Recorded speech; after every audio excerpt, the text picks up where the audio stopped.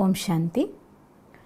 ഒരു ചെറിയ നെഞ്ചുവേദന വരുമ്പോഴത്തേക്കും, ഒരു പനി വരുമ്പോഴത്തേക്കും, അയ്യോ എനിക്ക് മരണമാണോ ഹാർട്ട് അറ്റാക്കാണോ എന്ന് പേടിക്കുന്നവരാണ് നിങ്ങളെങ്കിൽ, ആരെങ്കിലും എന്തെങ്കിലും ഒരു ചെറിയ കാര്യം പറയുമ്പോഴത്തേക്കും അത് തന്നെ വീണ്ടും വീണ്ടും വീണ്ടും ചിന്തിച്ച് അവരതിനായിരിക്കുമോ പറഞ്ഞ്, ഇതായിരിക്കുമോ പറഞ്ഞ്, അവരെന്തായിരിക്കും വിചാരിച്ചിട്ടുണ്ടായിരിക്കുക, അവർക്ക് എന്നെക്കുറിച്ചുള്ള മനോഭാവമൊക്കെ ഇപ്പോൾ മാറിയുണ്ടായിരിക്കുമോ, ഇങ്ങനെ ചിന്തിക്കുന്നവരാണെങ്കിൽ, ഒരു ചെറിയ അസുഖം വരുമ്പോഴത്തേക്കും ഞാൻ മറ്റുള്ളവർക്ക് ഇപ്പോൾ ഒരു ബുദ്ധിമുട്ടായോ, ഞാൻ പ്രയാസമായോ, ഞാൻ അവർക്കൊക്കെ തടസ്സമായോ അല്ലെങ്കിൽ ഭാരമായോ, ഇങ്ങനെയൊക്കെ ചിന്തിക്കുന്നവരാണ് എങ്കിൽ, ഭാര്യ ഭർത്താക്കന്മാർ തമ്മിൽ ചെറിയൊരു വാക്ക് തർക്കം ഉണ്ടാകുമ്പോഴത്തേക്കും എന്നാൽ എന്നെക്കൊണ്ട് ഇനി ജീവിതം മുന്നോട്ട് കൊണ്ടുപോകാൻ പറ്റില്ല എന്ന് പറഞ്ഞുകൊണ്ട് ഡൈവോഴ്സ് വേണ്ടി വരുമോ എന്ന് ചിന്തിക്കുന്നവരാണെങ്കിൽ, ബോസുമായിട്ട് ഒരു ഡോസ് കിട്ടിക്കഴിഞ്ഞാൽ, എന്തെങ്കിലും ഒരു തെറ്റ് ചെയ്തു ഒരു കാര്യത്തിൽ നിങ്ങൾ അവർക്ക് ശകാരിക്കേണ്ടി വന്നാൽ എനിക്ക് എൻ്റെ ജോലി പോകുമോ എന്നതായിരിക്കുന്ന പേടി കൊണ്ട് ഉറക്കം കെടുന്നവരാണെങ്കിൽ, ലിസ്റ്റ് ഇങ്ങനെ ഒരുപാട് പറയാനുണ്ട്. എന്നാലും ഞാൻ ഇവിടെ നിർത്തുകയാണ്.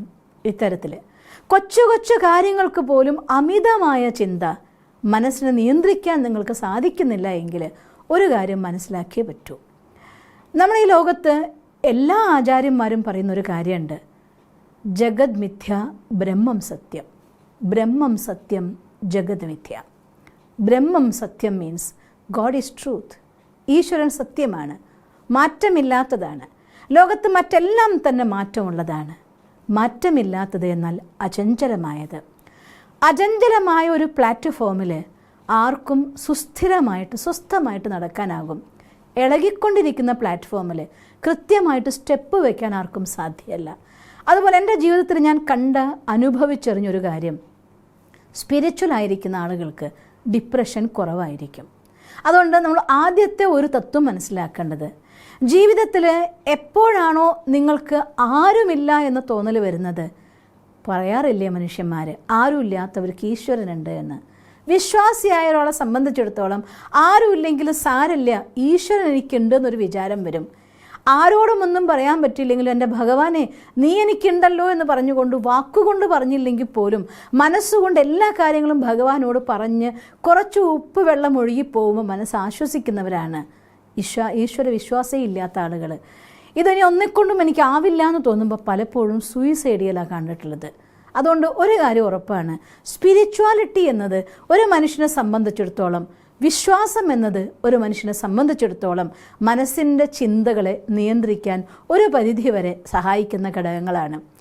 റെഗുലറായിട്ട് തൻ്റെ ജീവിതത്തിലെ ഏതെങ്കിലും സ്പിരിച്വൽ റിച്വൽസ് ചെയ്യുന്നവർ, റെഗുലറായിട്ട് നാമം ജപിക്കുന്നവർ, ബൈബിളാവട്ടെ, ഖുറാനാവട്ടെ, ഗീതയാവട്ടെ, മറ്റേതെങ്കിലും നാമജപങ്ങളാവട്ടെ, ഏതെങ്കിലും ഒരു മെത്തേഡിൽ ദിവസവും അവനവനെ അതുമായി ബന്ധിപ്പിക്കുന്നവർ, എല്ലാ ദിവസവും റിപ്പീറ്റ് ആയിക്കൊണ്ട് ചെയ്യുന്നവർക്ക് എന്തെങ്കിലും സിറ്റുവേഷൻ വരുമ്പോൾ ഞാൻ ഇത്രയൊക്കെ ചെയ്യുന്നുണ്ട്, അതുകൊണ്ട് എൻ്റെ ഭഗവാൻ എന്നെ സഹായിക്കാതിരിക്കില്ല എന്ന് വിശ്വസിക്കാനുള്ള ശക്തി അവർക്ക് കണ്ടിട്ടുണ്ട്. ചാരാൻ ഒരു താങ്ങ് അവർക്കുണ്ട്. അതുകൊണ്ട് തന്നെ അവരുടെ ഡിപ്രഷൻ കുറവായിരിക്കും, മനസ്സിനെ കൺട്രോൾ ചെയ്യാൻ പറ്റുന്നതായിരിക്കുന്ന ശക്തി കൂടുതലായിരിക്കും.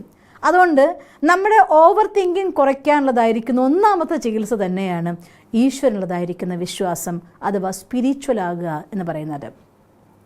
രണ്ടാമത്തൊരു കാര്യം, സെൽഫ് കൺട്രോൾ ചെയ്യാനും അതുപോലെ സെൽഫ് ഡിസിപ്ലിൻ ആവാനും നമ്മൾ ശ്രമിച്ചേ പറ്റൂ.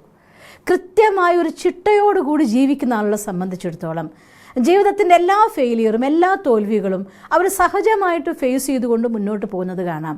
അതേസമയം എപ്പോഴെങ്കിലും എഴുന്നേറ്റു, എപ്പോഴെങ്കിലും എന്തെങ്കിലും ചെയ്തു, ഇങ്ങനെയൊക്കെ യാതൊരു ചിട്ടയുമില്ലാതെ ജീവിക്കുന്നവരെ സംബന്ധിച്ചിടത്തോളം ഒരു ചെറിയ തടസ്സം, ഒരു പ്രശ്നം ആ പ്രവാഹത്തെ അങ്ങ് നിർത്തിക്കളയും നമ്മൾ കാണാറുണ്ട്. ഈ ജീവിതയാത്ര മുന്നോട്ട് കൊണ്ടുപോകാൻ രാവിലെ കൃത്യമായിട്ട് എഴുന്നേറ്റ് കാര്യങ്ങൾ എക്സസൈസ് ചെയ്യുന്നവർ, കാര്യങ്ങൾ ചെയ്യുന്നതായിട്ടുള്ള ആളുകളെ സംബന്ധിച്ചിടത്തോളം എന്തൊക്കെ രാത്രിയിൽ നടന്നാലും രാവിലെ എഴുന്നേറ്റ് ഇത്ര സമയത്ത് എനിക്ക് എഴുന്നേറ്റേ പറ്റും, അതെൻ്റെ ചിട്ടയാണ്, എനിക്കത് ചെയ്യണം എന്ന് പറഞ്ഞുകൊണ്ട് ഏർലി മോർണിംഗ് എഴുന്നേറ്റ് പ്രാർത്ഥിക്കുകയും ഒന്ന് നടക്കുക, കുറച്ച് വ്യായാമം ചെയ്യുക അഥവാ യോഗാസനം ചെയ്യുമ്പോൾ സ്വാഭാവികമായിട്ടും അവരുടെ ബ്രെയിനിൻ്റെ ഉള്ളിൽ സെറോട്ടോണിൻ്റെ പ്രൊഡക്ഷൻ കൂടുതലായിരിക്കും, അവർക്ക് ഡോപ്പമിൻ്റെ പ്രൊഡക്ഷൻ കൂടുതലായിരിക്കും. അന്നത്തെ ദിവസം മുന്നോട്ട് കൊണ്ടുപോകാനുള്ള ഊർജം അവർക്ക് നേടിയെടുക്കാൻ സാധിക്കും. വീണു പോവാതെ, ഒരുപക്ഷെ താഴുകയായിരിക്കാം, ഇളകുകയായിരിക്കാം, എന്നാലും അതിനെ ബാലൻസ് ചെയ്തുകൊണ്ട് മുന്നോട്ട് പോകാനുള്ളതായിട്ടുള്ള ശക്തി self discipline and self control ഉള്ള ആളുകൾക്ക് കൊണ്ടുവന്നേ പറ്റൂ. എനിക്ക് നിവൃത്തിയില്ല, എനിക്ക് എൻ്റെ മനസ്സിനെ കൺട്രോൾ ചെയ്യാൻ പറ്റുന്നില്ല എങ്കിൽ കൊച്ചു കൊച്ചു പ്രാക്ടീസസ്, ഈവൻ നിങ്ങൾക്ക് ഇഷ്ടപ്പെട്ട ഒരു ചോക്ലേറ്റ്, ആ ചോക്ലേറ്റ് നമുക്ക് കഴിക്കാൻ കിട്ടുമ്പോൾ ഉടനെ അതിനെ കഴിക്കാതെ, ഇഷ്ടമുള്ളതായിരിക്കുന്ന ചോക്ലേറ്റാണ്, അത് കഴിക്കണം എന്ന് മനസ്സ് പലവട്ടം പറയുമ്പോൾ അതിനെ കഴിക്കാതെ മുന്നിൽ വെച്ചുകൊണ്ട് ഒരു 4-5 മണിക്കൂർ സമയം അതിനെ കണ്ടിട്ടും കഴിക്കാതെ വെച്ചിട്ട് അതിന് നിങ്ങൾ ആ കാര്യം ചെയ്ത് നോക്ക്. കൊച്ചു കൊച്ചു കാര്യമാണ്. ഒരു ചോക്ലേറ്റ് കഴിക്കുന്നതിൽ എന്താ കാര്യം എന്ന് വിചാരിക്കും, പക്ഷേ കൊച്ചു കൊച്ചു തുള്ളികൾ കൊണ്ട് സാഗരമുണ്ടാകുമെന്ന് പറയും പോലെ ഇത്തരത്തിൽ കൊച്ചു കൊച്ചു കാര്യങ്ങൾ, ഇപ്പോൾ എനിക്ക് ഇഷ്ടമുള്ളൊരു കാര്യം കുറച്ച് കഴിഞ്ഞിട്ട് ഞാൻ ചെയ്യൂ എന്നൊരു ദൃഢനിശ്ചയം നിങ്ങൾ എടുക്കുമ്പോൾ അറിയാതെ നിങ്ങളുടെ മനസ്സിൻ്റെ മേലെ കൺട്രോൾ ചെയ്യാൻ നിങ്ങൾക്ക് സാധിക്കും. ഒരു വട്ടം എനിക്ക് ദേഷ്യം വരുമ്പോൾ ഞാൻ ഇപ്പോഴത്തേക്ക് ക്ഷമിക്കുകയാണ്, ഇനി ഒരു വട്ടം ആവാം എന്നവർ മാറ്റി വയ്ക്കുന്നതിലൂടെ നിങ്ങളുടെ ക്രോധത്തിൻ്റെ മേലെ കൺട്രോളിൽ നിങ്ങൾക്ക് കൊണ്ടുവരാൻ സാധിക്കും. ഇങ്ങനെ എല്ലാ കാര്യങ്ങൾക്കും മാറ്റിവെച്ചുകൊണ്ടോ നിയന്ത്രിച്ചുകൊണ്ടോ മനസ്സിൻ്റെ മേലൊരു കൺട്രോളിങ് കൊണ്ടുവരാനുള്ള പവർ കൊണ്ടുവരാം. കുറച്ചും കൂടെ ഈസിയസ്റ്റ് ആയിട്ടുള്ള മെത്തേഡ് ഉണ്ട്, പോസിറ്റീവ് സ്റ്റഡി ആൻഡ് മെഡിറ്റേഷൻ. ഞാൻ വീണ്ടും നിങ്ങളോട് പറയുകയാണ്, നിങ്ങൾക്ക് സാധിക്കുമെങ്കിൽ തൊട്ടടുത്ത ബ്രഹ്മകുമാരി സെൻറ്ററിൽ പോകൂ, രാജയോഗ മെഡിറ്റേഷൻ പ്രാക്ടീസ് ചെയ്യൂ, ഡെയിലി സത്സംഗത്തിൽ അറ്റൻഡ് ചെയ്യൂ. എങ്കിൽ ഈസി ആയിക്കൊണ്ട് self discipline and mental control രണ്ടും നിങ്ങൾക്ക് എളുപ്പം ചെയ്യാൻ സാധിക്കുന്ന മെത്തേഡാണ് രാജയോഗ അഭ്യാസം എന്ന് പറയുന്നത്. ഫ്രീ ഓഫ് കോസ്റ്റിൽ നിങ്ങൾക്ക് അവൈലബിൾ ആണ് നിങ്ങളുടെ വീടിൻ്റെ അടുത്തുള്ള ബ്രഹ്മകുമാരി സെൻറ്ററിൽ, അഥവാ ഓൺലൈൻ ക്ലാസ്സുകളിലൂടെ രാജയോഗ മെഡിറ്റേഷൻ പഠിച്ചുകൊണ്ട് സെൽഫ് കൺട്രോൾ ആൻഡ് ഡിസിപ്ലിൻ രണ്ടും നിങ്ങൾക്ക് ഒന്നിച്ചു കൊണ്ടുവരാനായിട്ട് സാധിക്കും. മൂന്നാമത്തെ കാര്യം, ഫോക്കസ് ഓൺ സൊല്യൂഷൻസ്. ജീവിതത്തിൽ പ്രശ്നം വരാത്ത ആരാണുള്ളത്? 2 മൈൻഡ് നമുക്ക് എപ്പോഴും കാണാം. ചില ആളുകൾക്ക് എന്ത് പ്രശ്നത്തിന് സൊല്യൂഷൻ പറഞ്ഞു കൊടുത്താലും അതിൻ്റെ അപ്പുറത്ത് എന്തെങ്കിലും കാരണമുണ്ടോ എന്ന് മാത്രം കണ്ടെത്തുന്ന ആളുകൾ ഒഴിയാൻ വേണ്ടിക്കൊണ്ട് പറയുകയാണ്. അങ്ങനെയുള്ള ആളുകൾക്ക് സൊല്യൂഷൻ പറഞ്ഞു കൊടുക്കുമ്പോൾ ഒരു 4 പ്രാവശ്യം പറഞ്ഞാൽ 5ാമത്തെ പ്രാവശ്യം പറയുന്നത് നിങ്ങൾ എന്താ വെച്ചാൽ കണ്ടോളൂ പറഞ്ഞു പോകും. അതുകൊണ്ട് നമുക്കെന്താണ് വേണ്ടതെന്ന് വെച്ചാൽ ലൈഫിൽ എന്ത് തന്നെ പ്രശ്നം വരട്ടെ, ആ പ്രശ്നത്തിനെ കടന്നു പോകാനുള്ള സൊല്യൂഷൻ എന്തുകൊണ്ടെന്ന് ചിന്തിക്കേണ്ട. എന്തുകൊണ്ടെന്ന് ചിന്തിച്ചാൽ ആ ക്വസ്റ്റ്യൻ മാർക്ക് വളഞ്ഞതല്ലേ, നമ്മൾ അവിടെ തന്നെ കുരുങ്ങിക്കിടക്കുകയുള്ളൂ. കൊളുത്തുപോലെയാണ് ക്വസ്റ്റ്യൻ മാർക്ക്. അത് നമ്മളെ സ്വയം നമ്മൾ തൂക്കിയിടുകയുള്ളൂ. അതിനുള്ള സൊല്യൂഷൻ ഒരു ഫുൾ സ്റ്റോപ്പാണ് അതിനു വേണ്ടിക്കൊണ്ട് കാണുന്നൊരു സ്വഭാവം. അതുകൊണ്ട് success and excuse will not come together. ഇന്ന് എനിക്ക് തിരക്കാണ്, എനിക്ക് രാവിലെ 7 മണിക്ക് പുറപ്പെടണം, അതുകൊണ്ട് എക്സസൈസ് ചെയ്യാൻ പറ്റില്ല എന്ന് വിചാരിക്കേണ്ട. എന്നും അരമണിക്കൂർ നിങ്ങൾ എക്സസൈസ് ചെയ്യുമെങ്കിൽ ഒരു 3 മിനിറ്റ് എക്സസൈസ് ചെയ്തോളൂ. But you have to do it. Otherwise നമുക്കൊരിക്കലും നമ്മൾ ആ ഒരു മാറ്റം കൊണ്ടുവരാനായിട്ട് സാധ്യമല്ല. നമ്മുടെ ഉള്ളിൽ റെഗുലറായി ചെയ്യുന്ന ആക്ഷൻസ് ഉണ്ടാക്കുന്ന ഒരു പ്രഭാവമുണ്ട്. അതിൽ നമ്മൾ ഒട്ടി നിൽക്കാൻ നമ്മളെ സഹായിക്കുന്നൊരു സാധനം. അതുകൊണ്ട് നമുക്ക് എല്ലാ പ്രശ്നങ്ങൾക്കും ഒരു സൊല്യൂഷൻ, കൊച്ചു കൊച്ചു കാര്യങ്ങൾ ആദ്യം പ്രാക്ടീസ് ചെയ്യൂ. എനിക്ക് രാവിലെ എഴുന്നേറ്റ് എക്സസൈസ് ചെയ്യാൻ പറ്റുന്നില്ല, സാരല്ല, ഇത് 5 മിനിറ്റ് ചെയ്തിട്ടാവാം. എനിക്ക് തലവേദന കാരണം കൊണ്ട് എനിക്കിന്ന് എക്സസൈസ് ചെയ്യാൻ പറ്റില്ല, ഒരു 5 മിനിറ്റ് നടന്നിട്ട് വന്ന് കിടന്നോളൂ. ബട്ട് ആ ഒരു കാര്യം നിങ്ങൾക്ക് വരുന്ന പ്രശ്നത്തിനൊക്കെ സൊല്യൂഷൻ ഉണ്ടാക്കുന്നൊരു മൈൻഡ് സെറ്റ് ക്രിയേറ്റ് ചെയ്യും. കർമ്മം കൊണ്ട് വേണം മൈൻഡ് സെറ്റ് ക്രിയേറ്റ് ചെയ്യാൻ. കൊച്ചു കൊച്ചു കാര്യങ്ങളിൽ സൊല്യൂഷൻ ഉണ്ടാക്കുക എന്നുള്ളതായിരിക്കുന്ന മൈൻഡ് സെറ്റ് ക്രിയേറ്റ് ചെയ്യാൻ നിങ്ങൾക്ക് സാധിക്കുമെങ്കിൽ ലൈഫിൽ വലിയ വലിയ പ്രോബ്ലത്തിനും സൊല്യൂഷൻ കാണാനുള്ള മൈൻഡ് സെറ്റ് ക്രിയേറ്റ് ചെയ്യാൻ സാധിക്കും. അടുത്ത കാര്യം, റെഗുലാരിറ്റി, നിരന്തരമായി ചെയ്യാനുള്ള കൺസിസ്റ്റൻസി ഇൻ ആക്ഷൻസ് എന്ന് പറയും. ഏത് കർമ്മം ചെയ്യുമ്പോഴും പതിവായി ചെയ്യാൻ വേണ്ടി സമയം കണ്ടെത്തുക.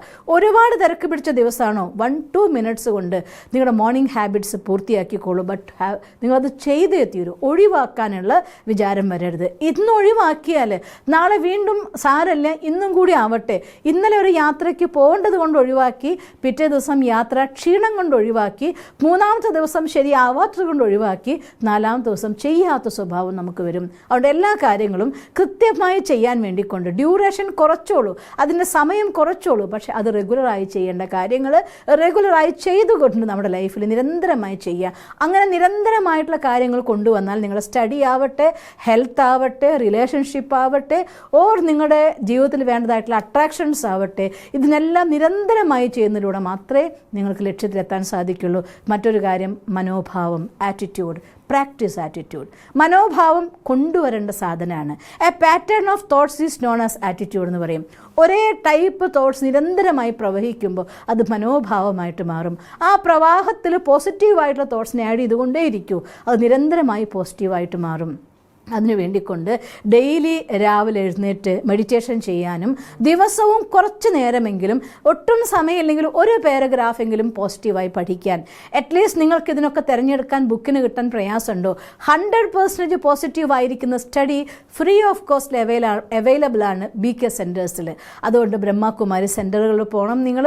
എന്നിട്ട് 100% നിങ്ങൾക്ക് 1 മണിക്കൂർ ക്ലാസ് അറ്റൻഡ് ചെയ്യാൻ സമയമില്ലേ, ഒരു 5 മിനിറ്റ് സമയം നിങ്ങൾക്ക് പോവാൻ സമയമില്ലേ, സിസ്റ്ററുമായിട്ട് നിങ്ങൾക്ക് കോണ്ടാക്റ്റ് ഉണ്ടെങ്കിൽ, സിസ്റ്ററോട് നിങ്ങൾ ചോദിക്കുകയാണെങ്കിൽ, അവരെ വാട്സപ്പ് ഗ്രൂപ്പിൽ നിങ്ങൾ ഉണ്ടെങ്കിൽ, ഓൺലൈനിൽ നിങ്ങളുണ്ടെങ്കിൽ, പോയില്ലെങ്കിൽ പോലും നിങ്ങൾക്ക് ആ പോസിറ്റീവ് തോട്ട്സ് കിട്ടും. പോസിറ്റീവ് തോട്ട്സ് എന്ന ഫുഡ് മനസ്സിൽ റെഗുലറായി കൊടുത്തുകൊണ്ട് മൈൻഡിൻ്റെ തോട്ട്സിൻ്റെ ഫ്ലോ അത് പോസിറ്റീവിലേക്ക് കൺവേർട്ട് ചെയ്താൽ നിങ്ങളുടെ മനോഭാവത്തെ പോസിറ്റീവാക്കി മാറ്റാൻ പറ്റും.